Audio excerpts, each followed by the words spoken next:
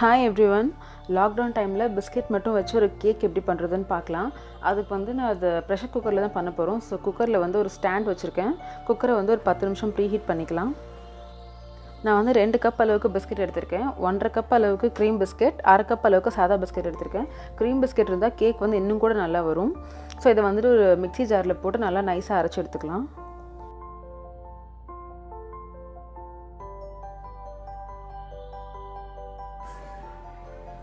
இப்போ அந்த பிஸ்கெட்ஸ் அரைச்சி எடுத்தாச்சு. இது கூடவே நான் 1/2 டீஸ்பூன் அளவுக்கு பேக்கிங் சோடா, 1 கப் அளவுக்கு பால் சேர்த்து நல்லா ஸ்மூத்தாக அரைச்சி எடுத்துக்கிறேன்.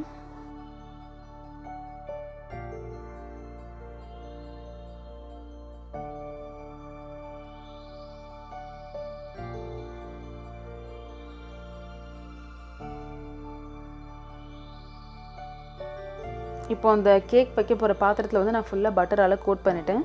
இதில் வந்து இந்த அரைச்ச பேஸ்ட்டை வந்து ஊற்றிட்டு நான் கொஞ்சமாக மேலே வந்துட்டு பாதாம் தூவி விட்டுக்கிறேன். உங்கள்கிட்ட வேறு எந்த நட்ஸ் இருந்தாலும் நீங்கள் லைட்டாக அதை ஸ்ப்ரிங்கிள் பண்ணிக்கலாம்.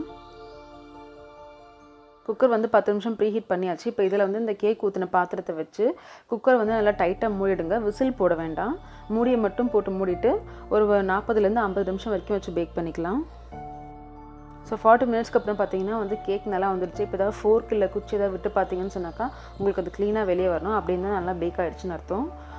கேக் வந்து ஆறுனதுக்கு அப்புறமா ஓரத்தில் நல்லா ஸ்க்ரேப் பண்ணி விட்டு கேக்கை வெளியே எடுத்துட வேண்டியது தான். கேக்ஸ் நல்லா சூப்பராக பேக் ஆகி வந்துடுச்சு.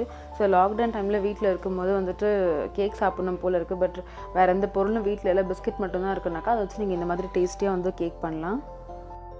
ரொம்பவே ஈஸியான கேக் ரெசிபி. ஸோ கண்டிப்பாக ட்ரை பண்ணி பாருங்கள். தேங்க்ஸ் ஃபார் வாட்சிங்.